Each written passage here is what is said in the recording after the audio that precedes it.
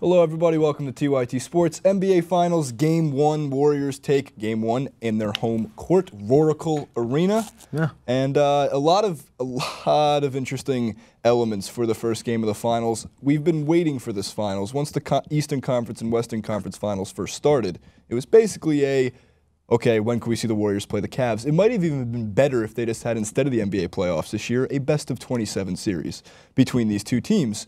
So LeBron looked unstoppable at times. Kyrie Irving gets re-injured.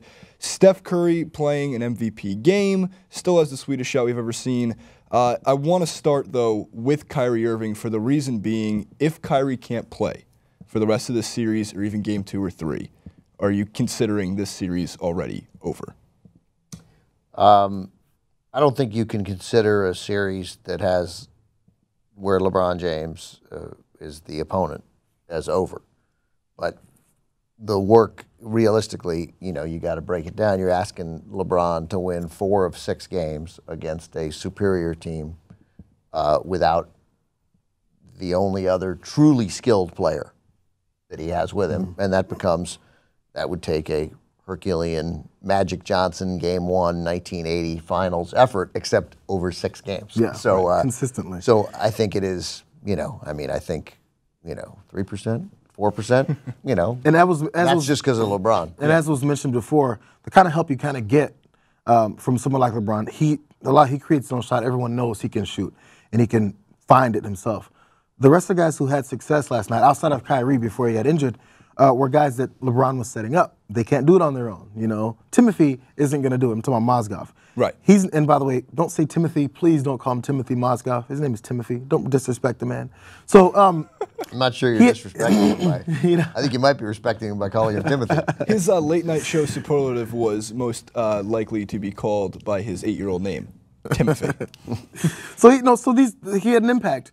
And that was based on LeBron setting them up. So LeBron has to score 44 points every time and then set up guys like this to continue to do what they did. And if Kyrie didn't play at all, we wouldn't have been gone to overtime. And I know he was out earlier than that. So his effect early in the game set up them to at least have the chance to take it to overtime and then lose by, it was 10, it wasn't 8. They lost by 10 in overtime. They didn't score officially in overtime, in my opinion. LeBron needs to score 45 points because he fell one short of the bet I made with Ben that he would go off for 45. And if he scored 45, they would have won in regulation. They would have. And going into overtime with 42 points, sitting on cloud 9, he's got to get 3 points. There's no way he's not going to get 3 points.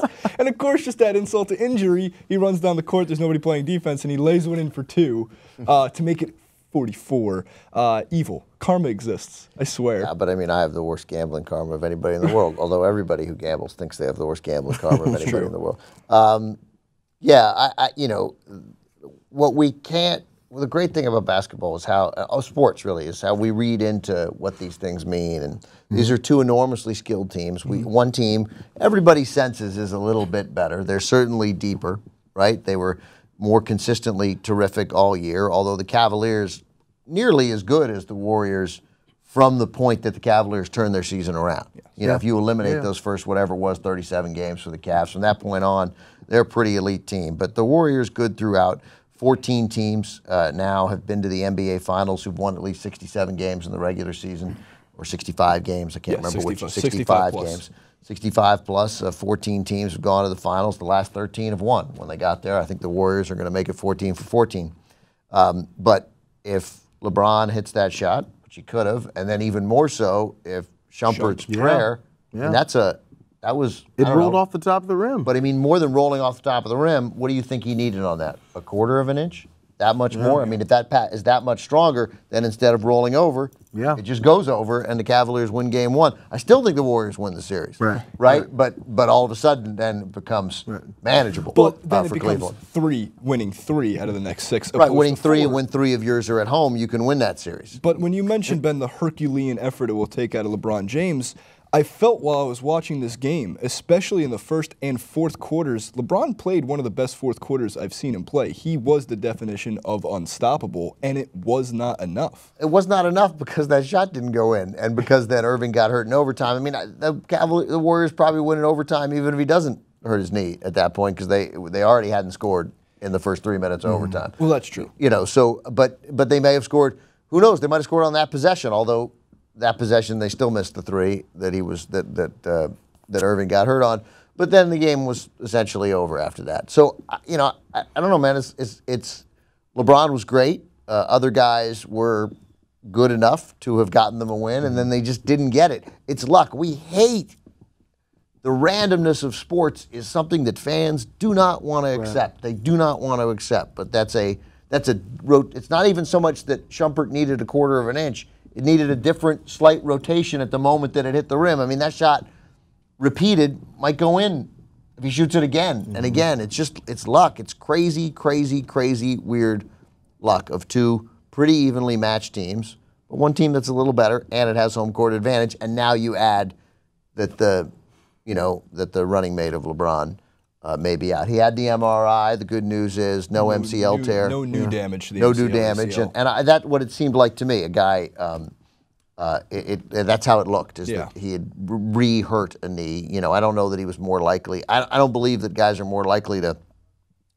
do a complete tear when they're in Irving state, other than favoring it. But that injury didn't look like the kind of horrible buckle where you get it.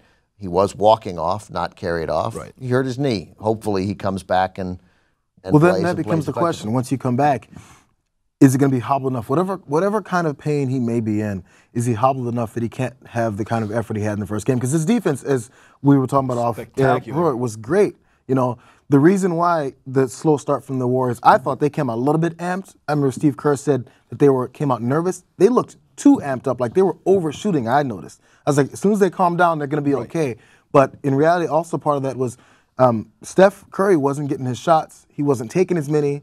And when he got them, Kyrie was playing so much defense on him, it was disrupting his normal flow. So that's a big factor that's going to be taken. Kyrie was guarding Steph Curry, Curry shot 1 of 5 against everybody else. I think he was 8 of 12 or 8 of 13. That block was so great. We have a still of that block. He got beat bad. With 13 seconds left, we look back at how important, and of course, if LeBron hits that shot or if Amon Shumpert's miracle falls and they don't go to overtime at all, they'll look back on this play and go, one of the greatest defensive plays in NBA Finals. It wasn't history. Curry, because Curry we know he can go underneath and use the rim as protection, but I think he thought, that guy's beat. He's too far behind me. He's gone, right? So, exactly.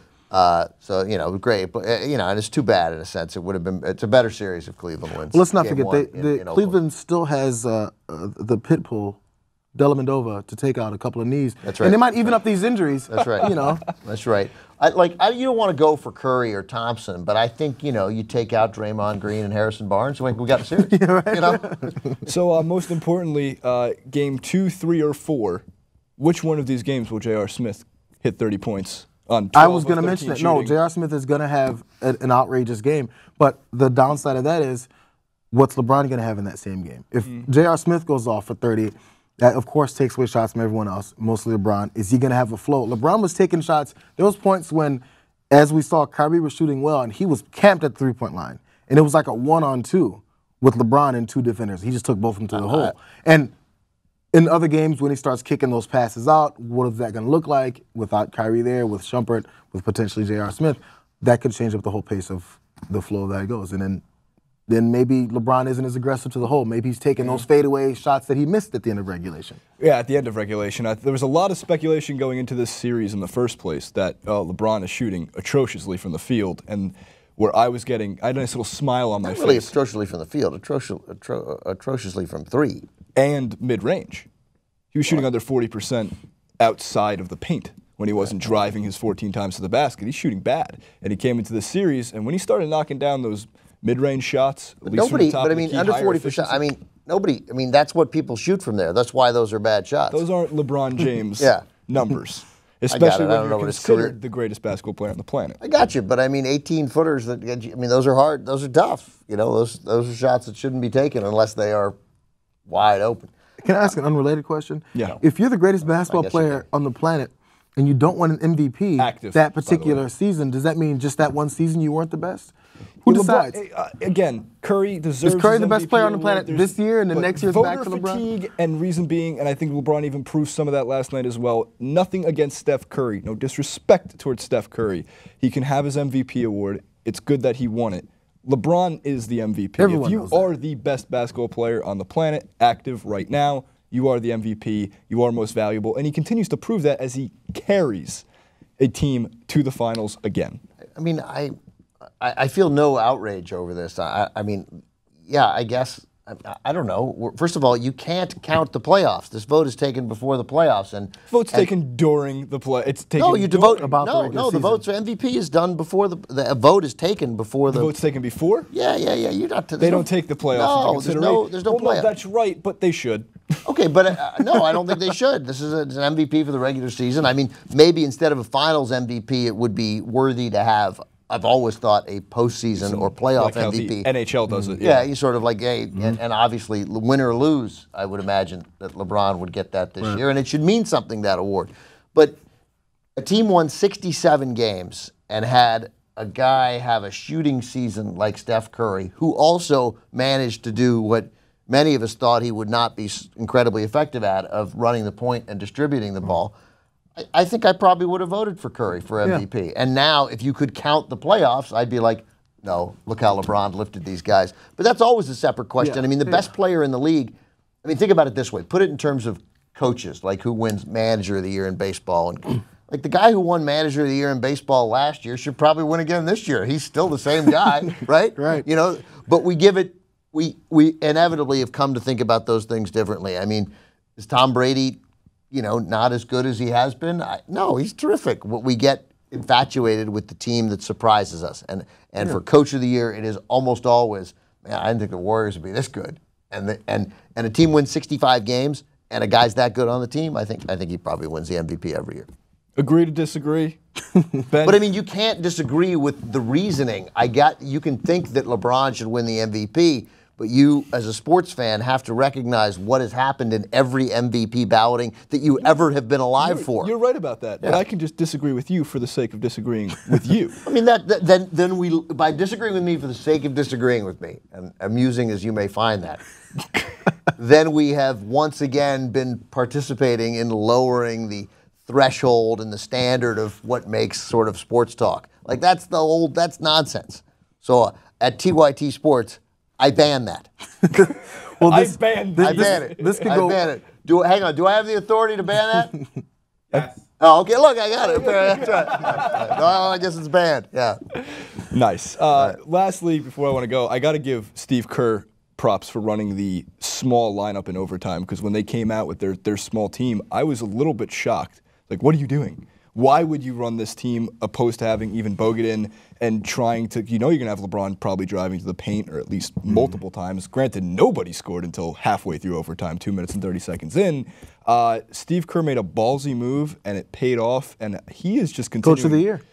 Was he Coach of the Year? Not next year, though. That guy's going to suck. No, Budenholzer won Coach of the Year. But I mean, No, I'm throwing it out there because of this. Oh, he's the postseason Coach of the Year. Fact. This is true. He's the postseason Coach of the Year. Steve Kerr continues to amaze me. But like this rant, I'm going to wrap up my point by saying next year the Warriors, they won't go 65-17. They'll have a couple injuries. They'll miss a game. They'll go 58-24.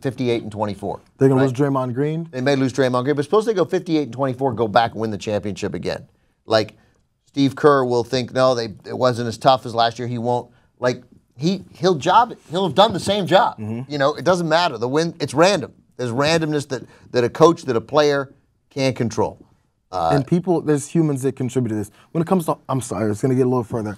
Hall of Fame balloting, any of these awards, humans, a lot of times writers are also the ones who are voting this stuff in, and they have biases. They do. They're humans. Jordan won 5 times. They won 6 titles.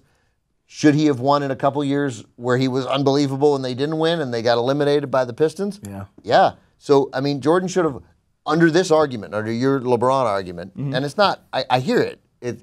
You could make a case, but Michael Jordan should obviously have won the MVP 10 straight years. Yeah. Right? Every year he wasn't hurt, or with the Wizards. Michael Jordan. Or with the White Sox. Or with Birmingham. Right. He should have won the MVP, but he doesn't, whether that's voter fatigue or not, but we get, you know, we come to love a certain team and a certain player, and the Warriors and Curry surprised everybody and won 65 games in an unbelievably tough West. There's you know, if you follow the ELO performance thing, the Warriors, if they win the title, are going to be the 3rd best team ever. Well, then you could make an argument that the best player on the 3rd best team ever maybe deserves to win the MVP. There you have it.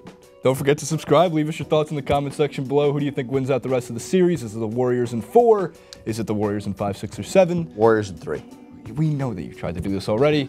We'll see you next time. Warriors in 2.